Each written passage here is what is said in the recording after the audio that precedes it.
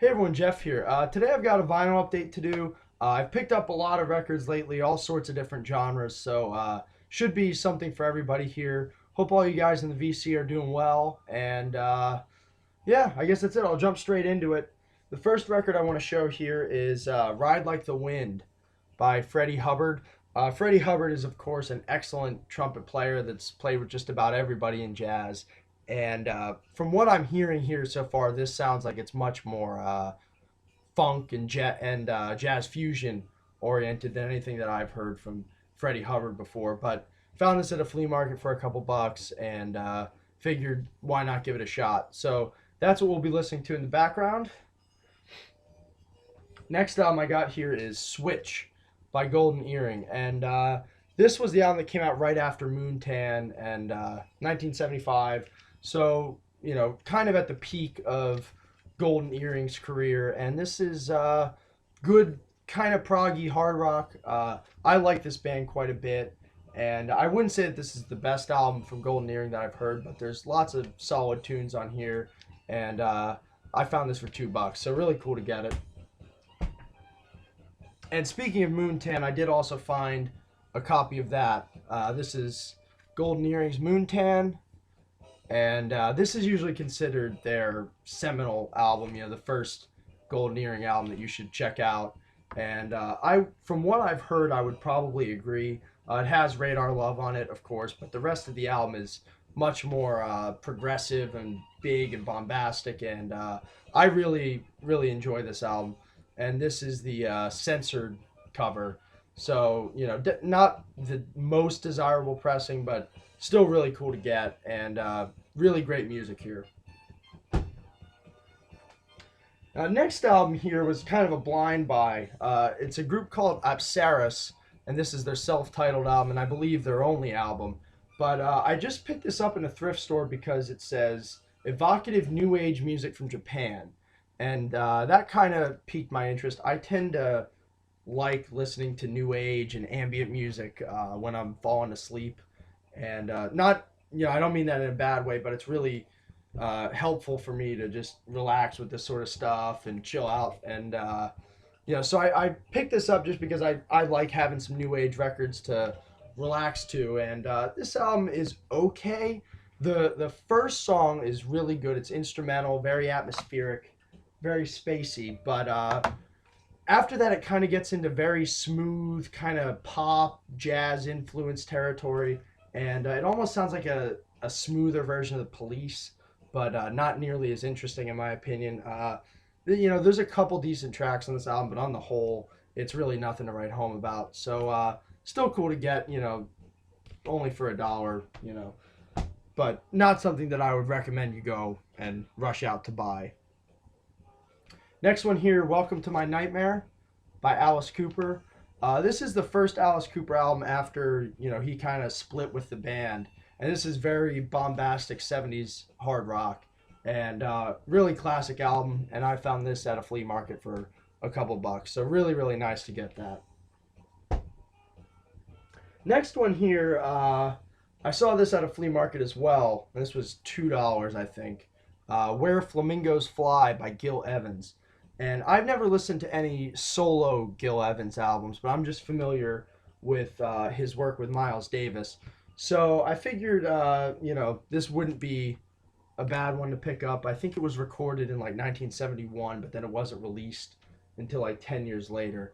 And it's kind of big band, but very kind of avant-garde and a little bit progressive. It's definitely an interesting album. And, for only a couple bucks, I'm really happy to have gotten this. I need to listen to it a couple more times before I really get it. But definitely interesting stuff. And if you see this just out in the wild, I would definitely recommend giving it a shot. Now, the next one here, this is one that I've been looking for a while. I just really love the Roger Dean artwork here. First album by Osibisa. And these guys were an African group. I believe they're mostly from Ghana, but I'm not certain of that. Yeah, so some people here from Trinidad, Nigeria, Antigua, and then most of the people were from Ghana. So yeah, really interesting instrumentation here because it's almost like it's like jazz fusion, but it has a definite African sound to it, just with a lot of the percussion that's used and that sort of thing. So it's not what you'd expect when you see a Roger Dean cover. It's not progressive rock in any means, but it's interesting. It's funky. It has a lot of interesting African rhythms, and I was really curious about this album for a while. So really happy to get a copy of this. Next one I'm going to show here was a $1 find, and that is Canyon by Paul Winter. Like I mentioned earlier, I do like picking up new age albums if I see them for cheap, and this is kind of interesting. It's just music that Paul Winter wrote, after looking at the Grand Canyon and being just struck by how cool he thought it was, and it's good music. It's not all that.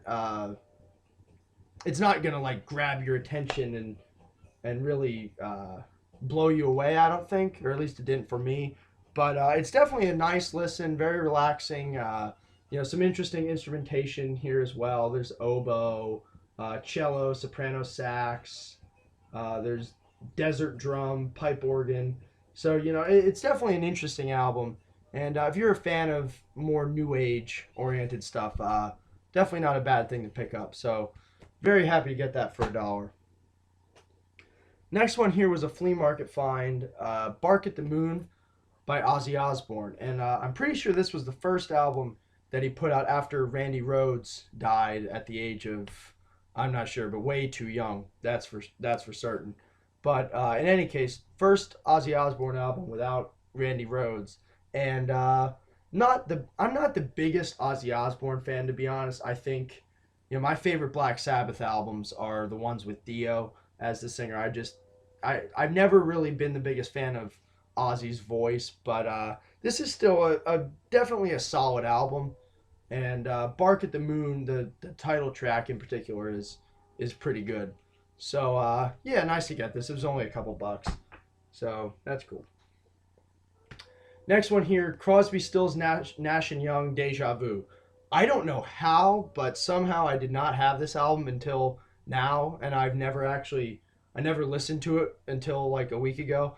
So I don't know. It's just funny how that works out sometimes, that these really classic albums you just never hear. But yeah, I really love Neil Young, especially. I've been a pretty big fan of the Neil Young albums that I've heard for quite some time now. But about time that I've given this a listen. And this is a really classic album.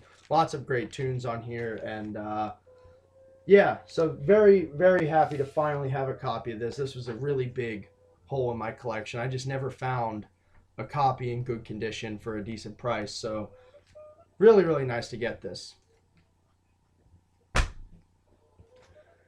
Next one here, I wasn't really sure about this band, the Incredible String Band, and the album The Big Huge.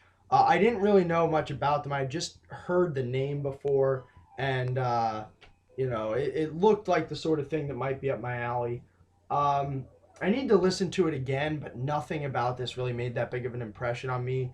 This is very hippie sounding folk music, very I'm not sure exactly when this came out, but it definitely sounds very late 60s, and it definitely sounds like a product of the times. But I need to listen to it again. I don't remember the songs being all that compelling here.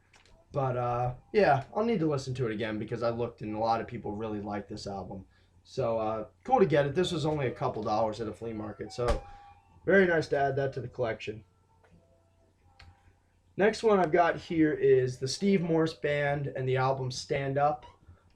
This is interesting. It's kind of, there's a lot of really excellent guitar work, and the songs are generally fairly straight ahead, kind of heavy metal, hard rock. But there's a couple ventures into, more instrumental, kind of progressive territory that I like a little bit more. But definitely a decent album, and it goes without saying that Steve Morse is a really, really excellent guitarist. So cool to get this. And as you see with the sticker here, this was a 47-cent Goodwill find, which absolutely never happens to me. I hardly ever find anything at Goodwill. So very happy to get that. Next one here, Humble Pie. I'm not sure if this is their first album or not, but it's self-titled. And I found this for $2 at a local record store. And cover's a little bit worn, but the record plays fine. And this is actually a really, really good hard rock album. And there's a couple, I remember there's a couple songs here that are a little bit more folk, a little bit country sounding even. But on the whole, definitely a really, really solid album. And I know I've listened to some Humble Pie before, but this is the one that has appealed to me the most. So really, really nice to get this.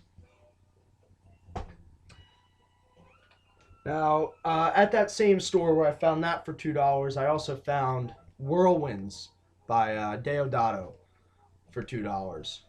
And I'm not like totally wild about Deodato's music, but it's always just kind of fun, and I enjoy hearing it. It's not the sort of thing that I'm gonna put on all the time, but I enjoy listening to Deodato's music, and of course, I'm trying to think here.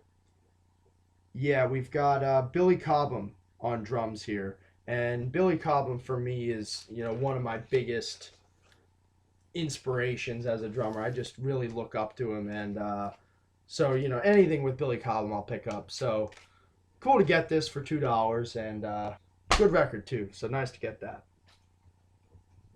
I'm gonna save two of these for last because they were my finds of the past few weeks, or at least my biggest finds. So next one here is Tun Huang by Kitaro, and this is just kind of Japanese new age progressive electronic sort of music. I need to listen to this a couple more times, but I remember this being really interesting, and I enjoyed this quite a bit. Very atmospheric, very spacey, and interesting instrumentation throughout it too. So really nice to get this, and this was only like $1. This was $1 flea market find. In April came The Dawning of the Red Suns by Ramitam. And this is an interesting album. It's really all over the place. It's not sure like what type of album it wants to be. It's very hard rock at times, and then there's some like orchestrations and horns in other parts, and it's almost progressive at times. It's really an extremely diverse and interesting album. It's not the best thing I've ever heard, but the guitar work is really great too. So I'll have to keep an eye out for more Ramitam albums, but definitely cool to get that. Crystal Ball by Styx. I know a lot of people aren't a big fan of Styx, just because they're very kind of over the top and that sort of thing. But I like Styx quite a bit, and usually you can find the records pretty cheap too. So yeah, this is only like $1. Decent album, very cool to get that. Next one here was a blind buy at a flea market. This was I think $2. The Summer Knows by Art Farmer, and I don't think I had ever heard of Art Farmer before, but this album is on Inner City, and Inner City, from my experience at least, really only puts out good albums, and I've never been let down by giving an album on Inner City a blind buy. And this is pretty mellow, pretty laid back jazz. It's not in your face and loud and any of that, but as far as more mellow sounding jazz goes, pretty good album, and definitely great musicianship on here too. So nice to get a copy of that. Now this, speaking of Neil Young here, or Crosby, Stills, Nash and Young earlier, this was a huge hole in my collection. I've had this on CD for a long time, and I love this album. And this is probably my favorite Neil Young album, but never had a copy of After the Gold Rush until pretty recently. So I think, not sure how much I paid for this, but it wasn't more than a couple dollars. And Yeah, it was another one of those deals where I never found a copy in acceptable condition for a decent price, so I never picked it up. But yeah, so I finally found one, and really exceptional album. This is, in my opinion at least, Neil Young's masterpiece. Just really, really exceptional music. And if you haven't heard this, I highly, highly recommend it. Next one here is Skylarkin by Grover Washington Jr. Grover Washington Jr. is one of those guys that a lot of people like to pick on because it's smooth jazz, and you know, it's kind of late '70s, early '80s fusion, which a lot of people aren't the biggest fan of. But I really enjoy this album. It's fun, makes you feel good. I really just enjoy it because it's smooth, but it still feels artistic, and the playing's great. And yeah, I don't know. I really like a lot of the Grover Washington albums that I've heard, and this is pretty good. So very happy to get that. Now these next two records here were really, really great finds, and I was really happy to find these. The first one is XXV, or I guess 25, by Palace. And Palace is a neo-prog band, which, you know, alongside Marillion, IQ, Pendragon, Twelfth Night, list goes on. And anyway, they released an album in, like, I guess I want to say 1983, called The Sentinel, and that was one of the bigger neo-prog albums of the time. And this is one of their newer albums. I think it came out in 2011, and it's in that same sort of style that they were playing in the 80s, but it's got a little bit more of a modern and almost a heavy kind of progressive metal edge. And I found this at a record store for like $8 or $9. And this is, you know, I liked this album when it came out, and really happy to have a copy on vinyl now. Just, I don't know, with these newer progressive rock albums, usually if you don't get them when they come out, they can be a little bit hard to come by. You know, just in stores and in used bins and stuff like that. So for $8, really, really happy to get this. And along those same lines, I also found Calm by The Tangent, and this was $10. And you know, when I saw these two records in stock, I immediately asked the owner of the store if there was any more where that came from, you know, in reference to these newer progressive rock albums on vinyl. And excuse me. Just this album came out in 2011. I absolutely loved it when it came out, and I haven't listened to it in a while, but listened to it again the other day, and this is just so good. The Wicker Man, or the Wiki Man, the first track on here, Sidelong Epic. Just, you know, if you're like me and you really just love long, complex progressive rock, it's just so over the top and retro and all, you know, different keyboards and all that stuff. You know, that's just the sound that I love, and this is exactly that. And it's just a top-notch example of it.